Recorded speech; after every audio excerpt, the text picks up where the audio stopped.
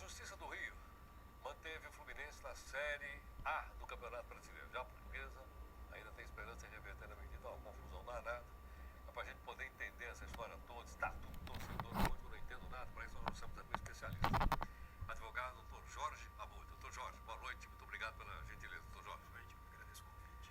Bom, doutor Jorge, o que vai dar essa história quando o pessoal diz que o código do torcedor está acima do regulamento do futebol? Como é que fica isso? Então, na verdade, houve diversas decisões, uma recente hoje no Rio, e que contraria frontalmente a primeira liminar dada em São Paulo. Na verdade, essa questão foi judicializada a partir do momento que terminou a adesão do conflito no Superior Tribunal de Justiça Desportiva. O grande problema se alega que a decisão do STJD violou o Estatuto do Torcedor, que é uma lei federal de 2003. E o STJD entende que a decisão dele lá atrás de punir os jogadores, que deveria ter sido mantida, estava de acordo com o regulamento da CBF. Ocorre que, uma vez judicializada, a questão passou a ser jurídica. E aí a primeira medida que a gente tem que pensar é afastar a paixão clubística, afastar interesse clubístico. Agora, uma vez judicializado, a gente tem que entender que tipo de sistema que a gente tem e como se resolve as questões jurídicas no Brasil. E a gente é uma democracia constitucional. A Constituição ela regulamenta como funcionam os três poderes e diz os limites de atuação de cada um deles. Então, antes de tudo, o que vale é a Constituição Federal. E, ato contínuo, o que tem que valer é a lei. A lei é o ato máximo numa democracia. Bom, a lei, então, que nós estamos falando é o código do Estatuto do Torcedor. É isso, o Estatuto. Exatamente. É ele que vale. E ele que vale. Por quê? Porque o Estatuto do Torcedor, uma lei federal, ela só tem hierarquia acima dela, a própria Constituição Federal, que é a lei das leis.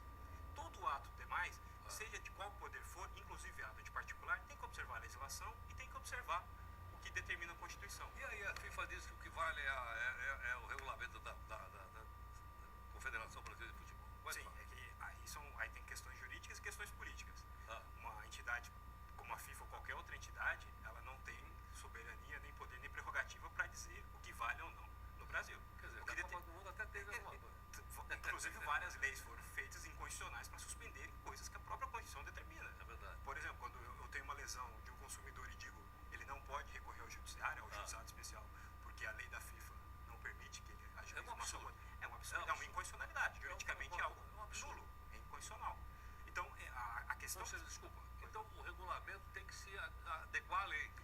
O regulamento e as decisões do STJD. Se adequar à lei. Todo ato administrativo, regulamentar ou, inclusive, ato meramente particular, tem que se adequar à lei. Veja, o regulamento do meu condomínio tem que ser adequado à lei e a lei tem que ser adequada à Constituição, porque até agora senão, parecia que o senão futebol a democracia não estava existe. acima de qualquer lei, de qualquer coisa. Exatamente. Apesar por exemplo, uma CBF ela tem uma natureza jurídica de uma associação, ela trata com bem coletivo, ela trata com bem constitucional, que é o futebol. Por exemplo, ela administra a seleção brasileira de futebol. A seleção brasileira é um patrimônio, antes de tudo, da população. Então, ou seja, as questões futebolísticas elas não podem ser meramente tratadas com interesse apenas do dirigente. O dirigente, ele administra algo que, em tese, resvala no povo e não obstante isso, ele tem que ter uma administração séria e respeitar a legislação. O Brasil tem que deixar, para ser uma democracia, ele tem que deixar em alguns lugares, há uma exceção, eu cumpro a lei quando eu quero, ou não cumpro a lei quando eu não quero. Totalmente. O senhor está indo no ponto. Exatamente. A primeira pessoa que eu ouço falar o que o senhor está dizendo. Não, mas hoje, quem quiser procurar na internet, tem uma coluna assinada pelo professor Lenny Streck. E ele escreveu um artigo. Eu li no consultor jurídico? Consultor jurídico. Eu li hoje. É o professor Lenny, ele é procurador de justiça. Aliás, excelente a coluna dele. Sim, ele é um jurista sensacional. E ele foi exatamente nesse ponto. Porque eu tenho uma lei federal que diz para o torcedor, olha, todo ato do STJD, que é uma entidade que julga questões, mas não pertence ao judiciário especificamente, todas as decisões delas têm que ser motivadas, né? Ou seja, tem que dar as razões de fato e de direito que levaram a decidir aquilo, não pode decidir porque eu quero decidir assim.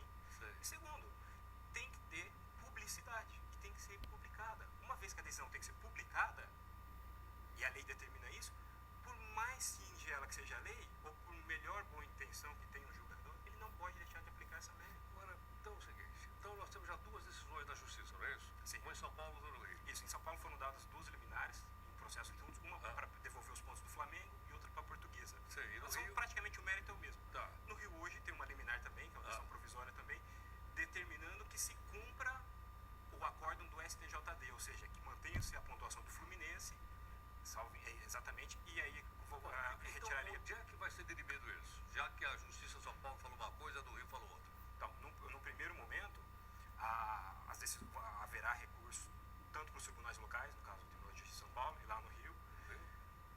parar no STJD?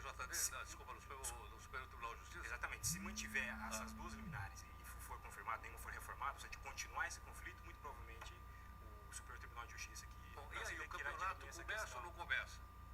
Então, nenhuma das decisões, as que eu li até agora, como são precárias, falam de como, exatamente sobre, se não acontecer isso, não poderia começar o campeonato. A gente pode chegar numa situação um pouco teratológica de talvez a CBF promoveu um campeonato começando com 21 clubes. Sei, deixando os que estão sob júdice fora.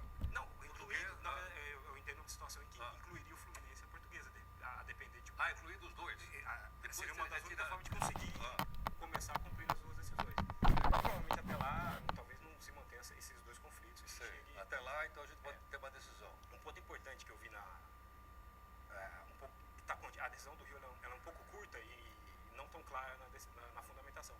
Mas ela menciona o artigo 217 da Constituição e muita gente que está defendendo esse ponto de vista dá a entender de que o Judiciário não poderia modificar uma decisão do STJD. E é importante ficar claro o que a Constituição determina. O que a Constituição determina, ela não fala isso. O que a Constituição criou, lá desde 88, foi as questões esportivas, antes de você poder ir ao Judiciário Estatal, elas têm que ser definitivamente terminadas no âmbito no âmbito da justiça esportiva, que o grau máximo é o STJD.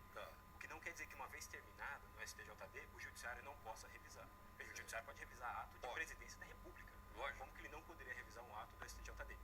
Revisão, volto, desde que tenha parâmetro jurídico para fazer a revisão. Aqui em São Paulo, o parâmetro jurídico foi: a decisão é ilegal porque é uma decisão que não cumpriu lei federal, não atendeu ao que a lei federal determina. Então, o que o judiciário não pode agir, se miscuir, é fazer uma revisão simplesmente por interesses clubísticos, paixões, questões de justiça. A questão é técnica e ela tem que ser dirimida no âmbito técnico. Aí o judiciário tem legitimidade para agir.